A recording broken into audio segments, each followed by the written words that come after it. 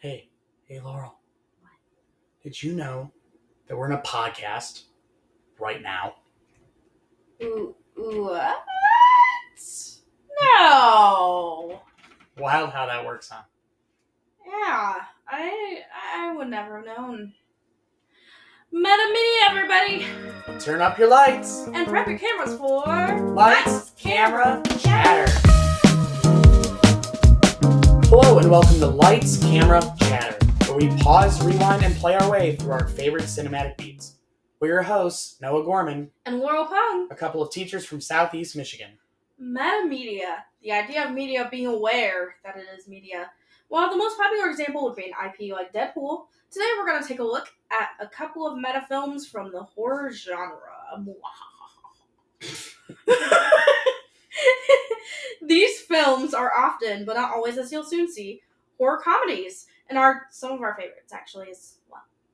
Meta films in any genre often serve as a good deconstruction of that genre, and these are absolutely no exception. Today, admittedly, we're playing a bit fast and loose with the definition of metamedia, but you'll get the general idea at home and you'll kind of see why we've gone about it in the way that we have. A quick spoiler alert for New Nightmare from 1994, Scream from 1996, Behind the Mask from 2006, and Cabin in the Woods from 2011. With all that out of the way, let's get to it. The seventh installment in the Nightmare on Elm Street franchise, 1994's Wes Craven's New Nightmare, takes Freddy Krueger into the real world.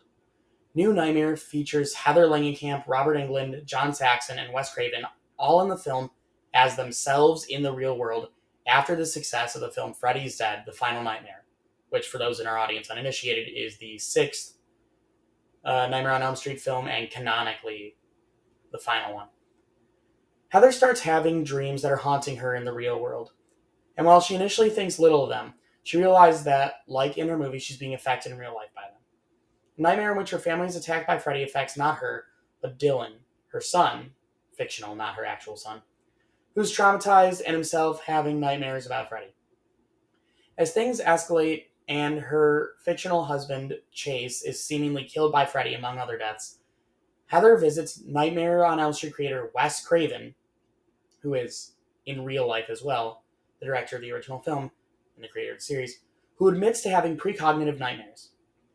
He explains that the films had kept trapped an ancient supernatural entity, which had been freed after the series ended with the release of Freddy's Dead, The Final Nightmare. This entity took the guise of Freddy, and is still doing so, focusing on Heather as its primary foe, as killing her specifically would allow it into the real world. Thus, Heather must agree to play Nancy, her character self, again, to stop it. Heather catches a glimpse of Wes's script, which inexplicably is a written play-by-play of every dialogue and action she and everyone around her have taken up to this point in the film. Robert Englund, who portrays Freddy in the films, also appears to be suffering nightmares and haunted by the new Freddy as well, totally disappearing when Heather tries to reach out to him. There's a funny moment where she starts referring to John Saxon playing John Saxon as dad. Because John Saxon played her dad in the films. Oh, that is funny. For those who don't know, Heather Langenkamp was Nancy Thompson, I believe her last name was, in the first and third Nightmare on Elm Street films. The first one, she's obviously our final girl, and the third one, she's kind of working in a mental health clinic, I think would be the best way to put it. I think so. But coming back to this film, some interesting things. Freddy, because it's now a demonic entity in the quote-unquote real world, with the guise as Freddy is a lot meaner here. He's not super quippy and goofy. He is still played by Robert Englund, so Robert Englund's playing himself and the Freddy-looking demon entity. And also the makeup, all the burn makeup, looks significantly more organic than it does in the older films. There's a running red herring throughout the film, where Heather Langenkamp, the characterized version of her, is getting stalked and harassed on the phone by a crazy fan. As it turns out, with the research on this, that was based on a real experience she had, where she played Mary Lubbock in the ABC sitcom Just the 10 of Us, and when the series was canceled, she was stalked by an unhappy fan, leading her to temporarily move to England. That actually happened. How's that her fault that it was canceled? I don't know, man. Crazy fan's gonna be crazy, right? I mean, I know I'm a little wild, but not that wild. And just some interesting facts about this as we go on. Heather Langenkamp actually is a licensed minister, and I know that because the horror channel Dead Meat, with its hosts James A. Janice and Chelsea Rebecca, who, by the way, are former Michiganders. Let's go. She married them. She was the minister at their wedding. Or whatever the proper term would be for a non-denominational minister. Scenes in the movie, they had him sleepwalk out to the middle of a highway because of the Freddy Nightmare thing. Not quite sure how that went. This film, by the way, is the least comedic of the four we're going to talk about today because it is still, at the end of the day, a Nightmare on Elm Street film. I didn't realize how seriously he took life as a highway. Worth noting, the Mean Freddy thing was a very cool idea in this movie. Unfortunately, they ruined that by trying to take that a step further in the remake. If you know, you know. I don't plan on ever talking about that remake much on this podcast because, man, is it just bad. And I don't know whose fault it is that it's bad, but it's bad. In terms of meta-ness, many folks in the film industry who are involved with the Nightmare on Elm Street series play themselves in the film.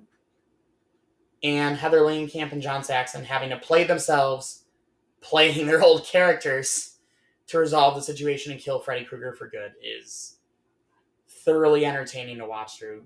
Honestly, Totally meta. I like Nightmare on Elm Street films. Unironically, New Nightmare is one of my favorites. Scream. The horror movie that is aware that it is a horror movie.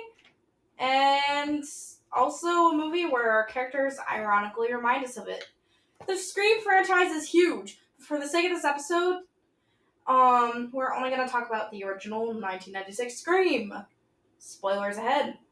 The references to horror films and being aware of them playing out is present from the get-go and throughout the film. It starts with a phone call to our first victim, Casey, talking about horror films with the killer, and then it takes a creepier turn, starting with our ghost face saying, "I want to know who I am looking at." Which might have been a slip of the tongue, but was accurate to what was occurring. Okay, hold on. That was absolutely not a slip of the tongue. That was a threat. With a capital threat. I thought it was accidental because later they restated their question or statement. It's possible. I think it was to see if she was paying attention. This is all fan theorying, of course. We don't have any evidence one way or another of this. Who knows? The meta part comes in when Casey screams, "Who's there?" And the ghost face calls back with commentary basically berating her. Hasn't she seen scary movies? She has a death wish screaming that. She might as well be investigating herself. For many audience members, we thought Casey was our main protagonist and final girl, and we were looking at her past or something. But this charade is broken when she dies 20 minutes into the film. Post Casey's death, in contrast to other horror films where characters are sad, terrified, our main cast are making jokes about Casey and her death. Not sure if they were coping with the death of someone that is semi-distanced for attending the same school, or if they were just being turd nuggets, but I digress. The next meta section is our killer referring to the murders as something out of a horror movie. Speaking to Sydney. Sydney also mentions running up the stairs instead of out the front door, something that she replicates when she accidentally locks the door on herself, running away from the killer. There's also some cool tidbits like Tatum referring to Wes Carpenter, which is actually a combination of two horror film directors, Wes Craven. Oh, we heard that name before. And John Carpenter.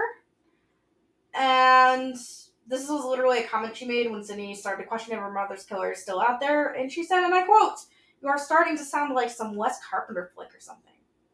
The video store with Randy and Stu is a bigger meta moment, though. They talk about the following. First off, the mass horror section being really popular that day. Second of all, Billy standing in the horror section after being a prime suspect. Third, the fact that the cops aren't able to keep up, aka Billy being released while the motivation is still there.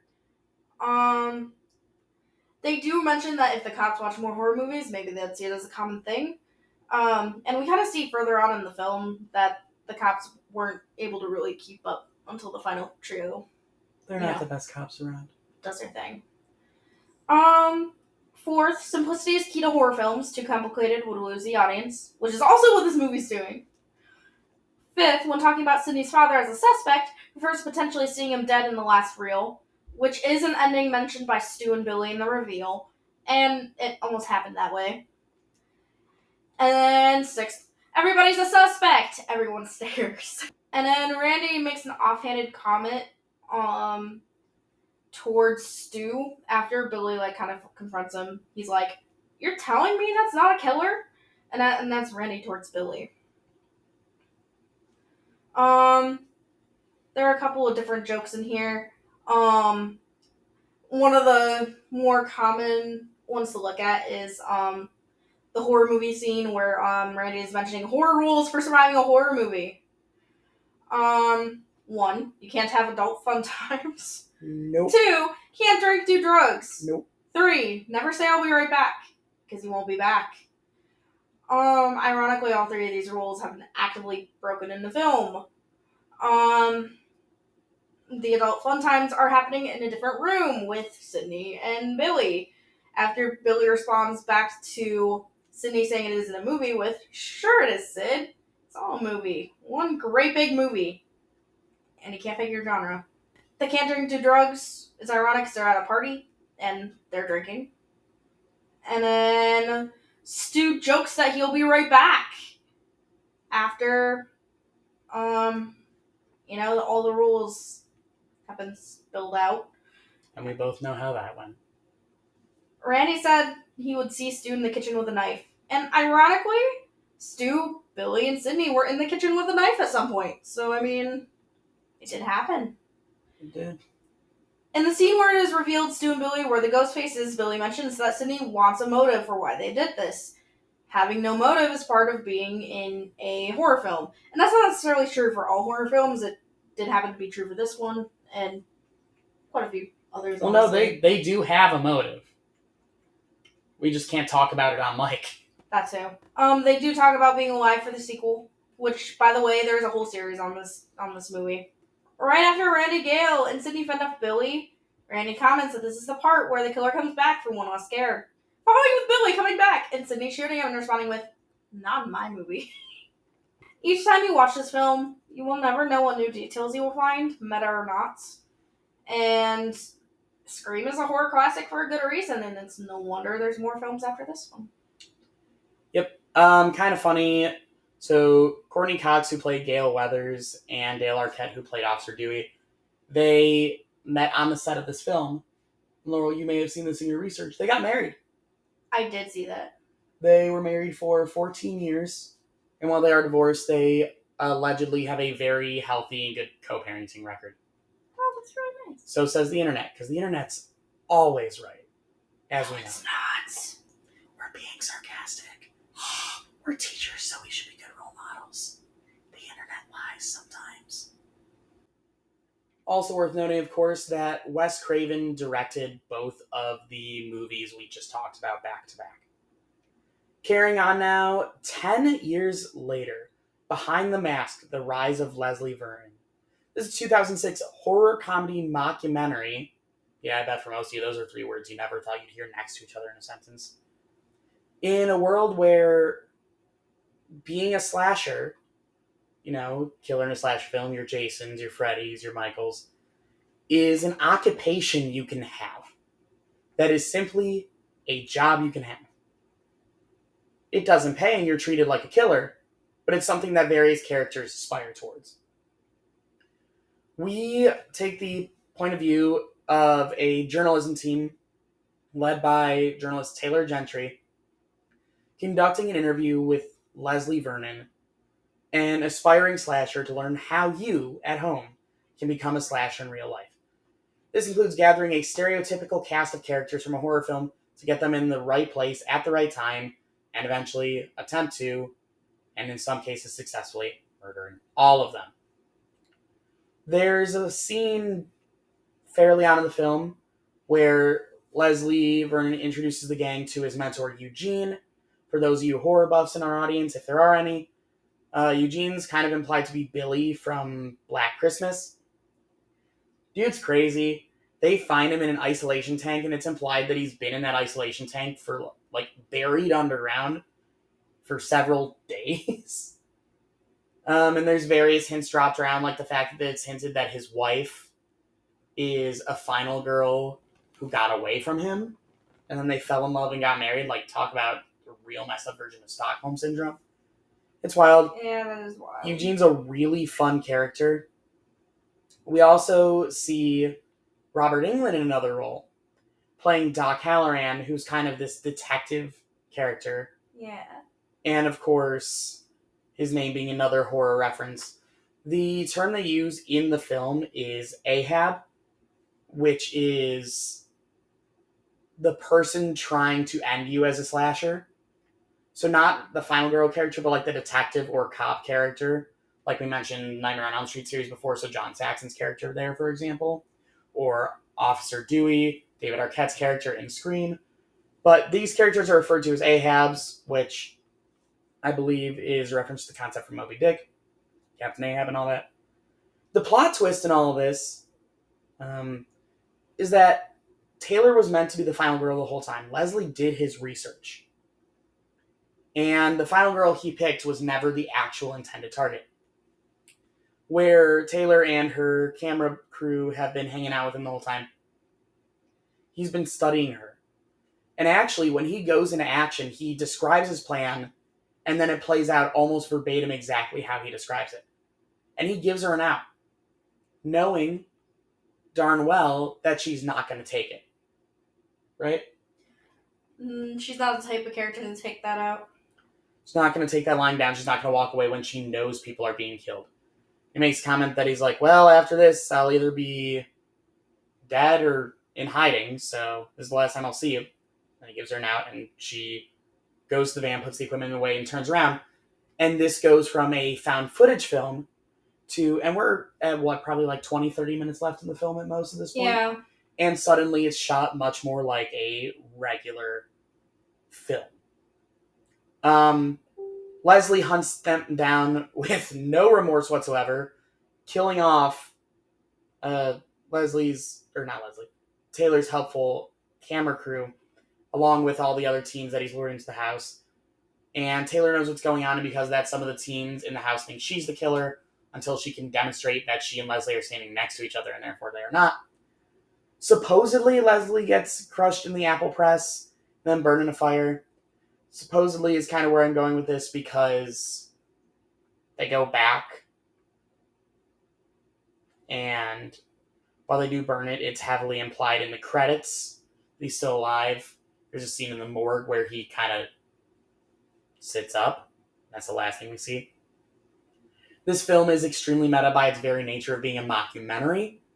Of course, we're talking about the entire genre of slashers. So again, that's your Friday the 13th, that's your Nightmare on Elm Street, your Texas Chainsaw Massacre, your Halloween movies, your Scream movies. And a direct nod to how would it work? I mean, it really was just a journalist interviewing a specialist. Just in a particular universe where working in horror is taken a little bit more literally. Alright, Noah, after seeing this mockumentary, how do you feel about being a slasher in a horror film? On one hand, it seems fun. On the other hand, it seems like an awful idea that will get most people very arrested or very dead. 0 out of 10, cannot recommend. # teacher rating. Cabin in the Woods, the horror comedy where they try to prevent the death of the human race through enacting and succeeding in following through the horror film plots. This is meta in that there are characters who know from the beginning that they are putting conditions for a horror film together, and somehow have trapped various creatures from various franchises away to succeed in this goal. Eventually, some of the remainder of the main cast figure out that aspect as well. Cabin in the Woods starts with light concerns of different places in the world not succeeding on their ritual in their facilities. The audience is informed from the get-go that there are facilities, and they do something. So they're not quite told what they're for or what actually goes down quite yet. But it's going to be hinted at throughout the film anyway. The warning for the cabin is given through Mordecai, the older gentleman who runs the gas station, for our 5-person crew, which is going to be our horror plot crew. It's easy to enter, but it's leaving that is the problem. After some hijinks, that's when we see a bird hit the force field surrounding the cabin area and fall to its death. Now the audience knows. Let's see when the characters find out. We're talking about dramatic irony a few episodes ago. That's a good example of it. Apparently the trigger for the horror movie type is objects in the basement. Turned out to be zombies. Lots of moments towards the beginning of the film is the interaction between the facility creating the horror environment and the characters reacting to said. Wait, hold on. No. They made a very specific distinction in the movie that there's 2 zombies. There's the zombies and there's the redneck zombie torture family. The characters in the film got stuck with the redneck zombie torture family. Remember? They bet on it.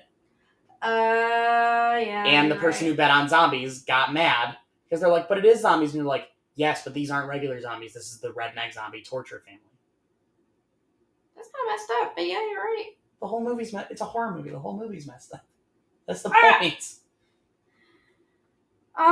So apparently the facility laced drugs somehow into Into the air. Into the air, I guess? And also into their hair dye. Oh yeah, into hair dye. Just lots of creative ways of lacing drugs so that they would act more like the horror film rules they were put into. But Marty is not really as affected as the others. And it's possible that's because it was a different stash, or... Well, it's theorized in film that it's because he's a stoner and whatever cannabis he's using... Yeah, whatever grass he's prevents the chemicals they're using from affecting his mind in the same way. Yeah. Anyways, Marty keeps trying to warn the others that the place isn't right, only for the others to blow him off. And Marty discovers cameras from the facility, eventually gets dragged away by, I should clarify, the redneck zombies, supposedly dead. Redneck torture zombies. Redneck torture zombies. That force field comes into play later. When Donna, Holden, and Kurt can't leave due to the tunnel cave-in, Kurt attempts to use the dirt bike to go over the ravine to get help. This results in Kurt running full speed into the force field and dying. This is the moment with Holden and Dana take Marty's words from before a lot more seriously and try to return to the cabin to hatch a plan. Yep. Only for the RV zombie to get Kurt. And this is about 2/3 of the way through the film, so everything that we, the audience, found out near the beginning, we're 2/3 through the film, and the characters in the film are only just now realizing what's going on. After, 2 of the characters have already died. The celebration was too early at the facility, however. They thought just the Virgin was remaining, which means they were going to succeed. So essentially, with how the horror plot goes, the Virgin doesn't have to die, but it's cool if they do, cool if they don't, as long as they're the last one. There's a comment where Dana is frustrated when it's implied, which, by the way, the director of this organization is played by Sigourney Freakin' Weaver. Yeah. And Dana makes a comment that, it's like, wait, but I'm not a virgin. And Sigourney Weaver cuts her off. She's like, we work with what we have, okay? Don't worry about it. Oh my gosh.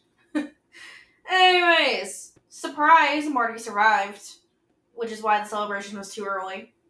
That means Dana can't die yet, because if she dies, then the ritual fails. Marty has to go first. Duo dropped from the horror movie environment into the behind-the-scenes area in the ground.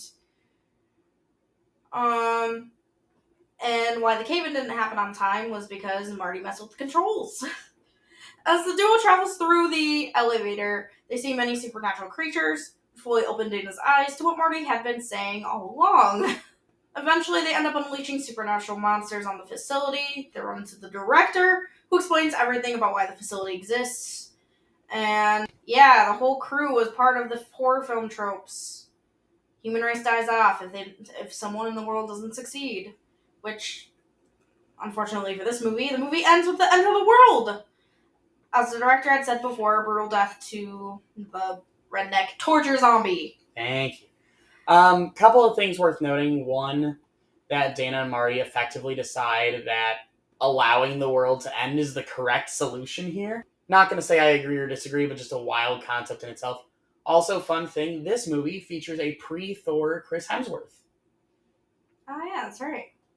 Yep, So, as the, in this case, the stereotypical jock role that, of course, is Kurt.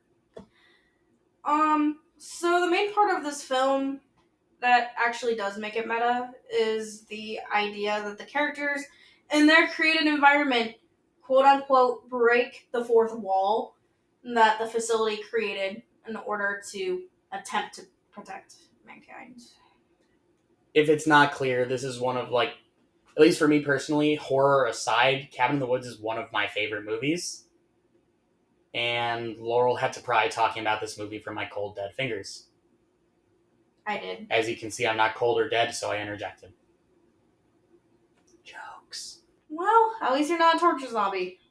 That's true. Could be worse. So quickly, before we wrap up, I do want to tell you guys a quick story of Robert Englund, actually, because we talked about him in 2 movies on here already in this episode, Wes Craven's New Nightmare and Behind the Mask, The Rise of Leslie Vernon. So Robert Englund, our beloved Freddy Krueger, was at Motor City Comic Con back in, I believe it was November, yeah? Yeah, something like that. And Laurel and I went there and we met him and got to take a picture with him. We were also there with Laurel's brother, Zelith, and their fiancée, Orla, who you guys met on the podcast back in episode 3. Now, it is important for this story to know that if he's going to be standing, or if he's going to be out a lot, rather, not standing a lot, Zelith uses a wheelchair. And the reason I say this is because for the pictures, Robert Englund had the Freddy Krueger glove. And he was like, basically vaguely threatening someone in every picture. It was the whole, like, you knew what you were signing up for. That was the whole shtick. And he starts to ask us, okay, who am I killing when we walk over? And he just looks directly at Zelth and he's like, you in the wheelchair. I will put that picture on screen right now because it's hysterical. Hopefully it's there. If you don't see it, I couldn't find a digital copy of the picture. Alright, we've had a lot of fun here, but I think it's time we wrap up our self-aware podcast today here on Lights